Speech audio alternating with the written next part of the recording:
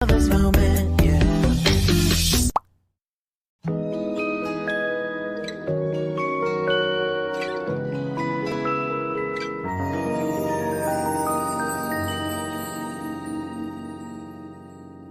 One, two, three, four. One, two, three.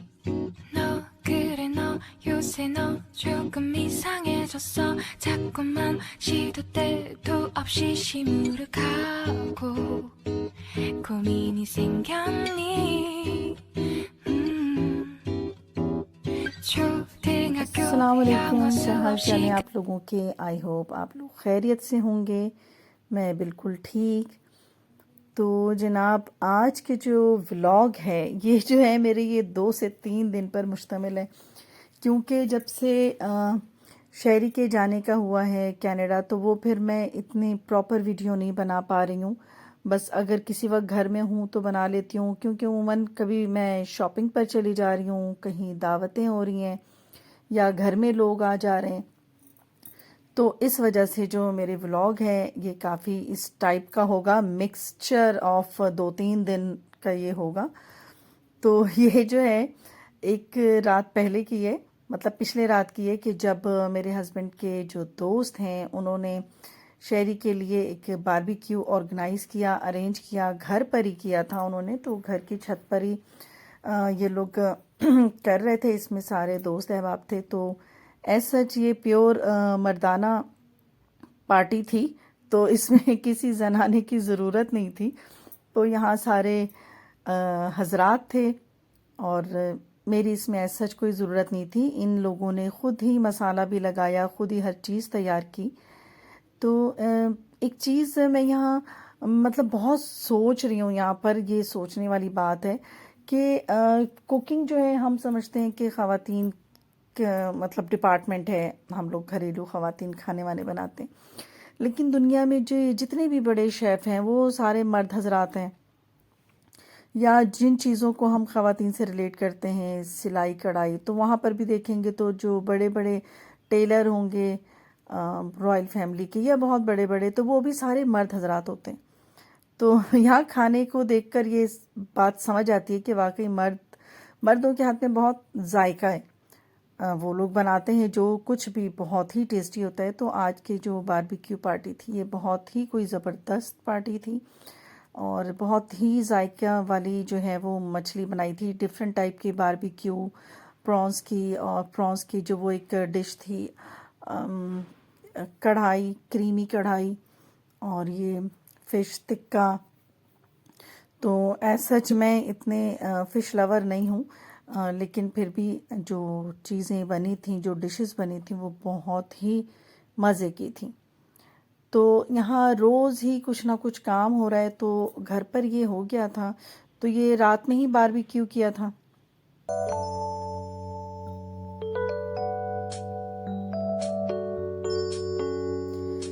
तो बस अगले दिन मैंने ये सोचा कि चलो मैं कुछ ना कुछ बना लूँ, क्योंकि ना प्रॉपर खाना भी बनाने का टाइम नहीं मिलता था। तो बस ऐसे ही मैंने जो वो लजीजा रस मलाई होती है, तो मैंने बस वो ही बना दिया। तो ऐसा इसकी तो कोई रेसिपी नहीं दूंगी, क्योंकि जो डब्बे पर लिखा होता मैंने ख़ुद उसको ही फॉलो किया था, और जो भी इसके अंदर पाउडर था उसको अंडे के साथ मैंने इस तरह गूंद लिया था, और 1 किलो दूध में मैंने इसे बनाया था।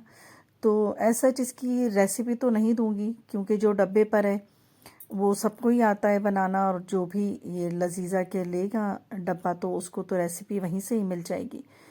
तो बात ये है कि बस काम जो है ना वो काफ़ी इस तरह से है, जब तक शहरी चला ना जाए तो बस ये काम और मसरूफियत रहेगी।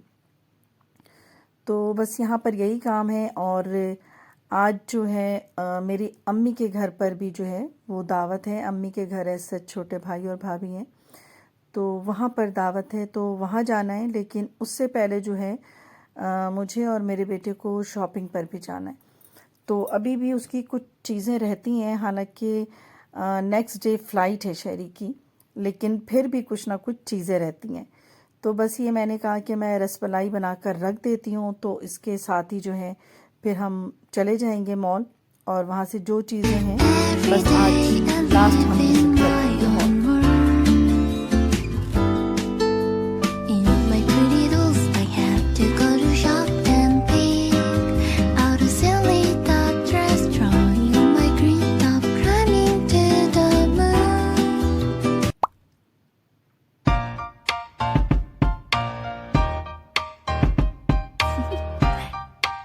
Do you want to know? Well, I think about तो you. जनाब बस मॉल पहुंच गई हूँ और साथ में शहरी का फ्रेंड भी है जो कि सुबह से ही ये मिलने आए हुए थे। शहरी के पुराने दोस्त हैं इनके, यूनिवर्सिटी फेलो।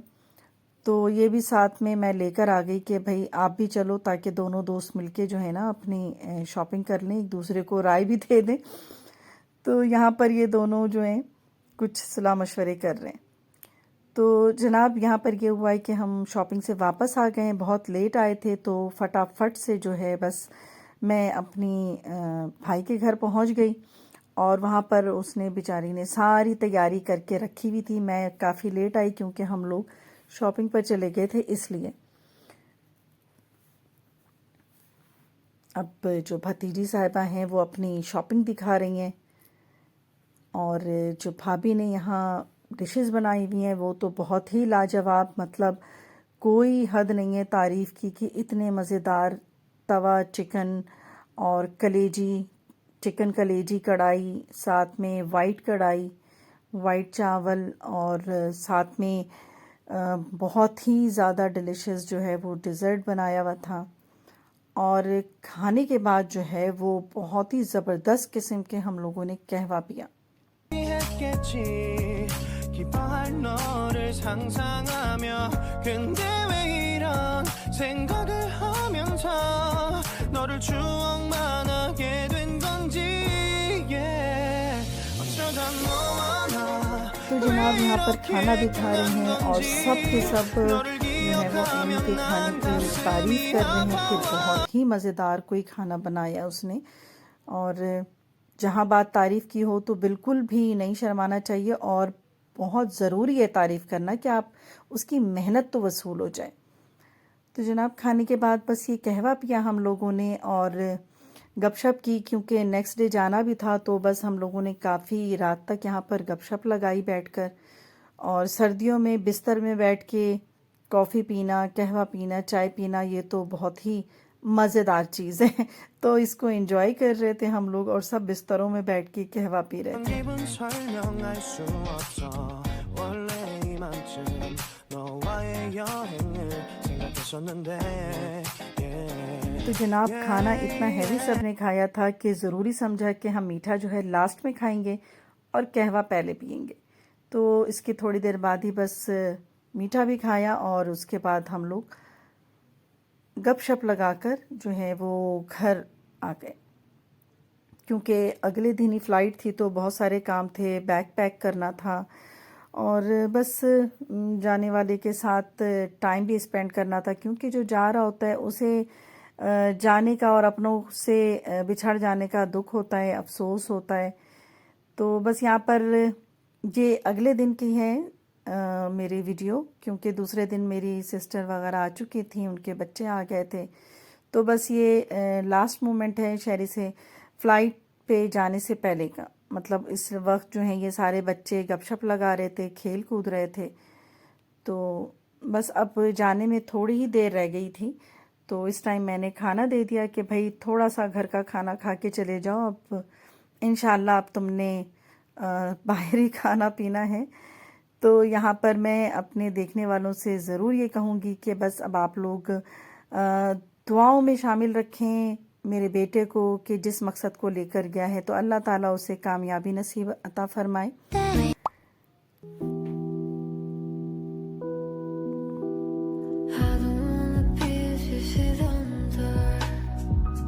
तो जनाब बस एयरपोर्ट के लिए निकल चुके हैं और हम लोग एयरपोर्ट आ चुके हैं। बस ये वक्त जो है ये काफ़ी उदास कर देने वाला था कि जब बेटा जा रहा था और इकलौता बेटा है, तो बच्चे जितने भी हों वालिदैन से दूर चले जाते हैं तो दुख तो बहुत होता है। तो बस ये बेटा जा रहा था तो यहाँ पर बहुत ज़्यादा मुझे भी बहुत ज़्यादा रोना आ रहा था और मेरा बेटा भी। तो बस ये अब जाने के लम्हात हैं और हम लोग एक दूसरे को अलविदा कह रहे थे। तो ये बहुत ही मेरे लिए बहुत मुश्किल लम्हा था कि मैं जब अपने बेटे को अलविदा कह रही थी। तो बस यहाँ पर मैं अब कुछ नहीं बोलूँगी और मैं सिर्फ ये कहूँगी अपने व्लॉग देखने वालों को कि बस अब आप मेरे बेटे के लिए दुआ करें, उसकी कामयाबी के लिए दुआ करें कि अल्लाह ताला उसे कामयाबी अता फ़रमाए, उसके नसीब अच्छे करें। तो जनाब अब मैं अपना व्लॉग एंड करती हूँ और इजाज़त चाहती हूँ आप लोगों से।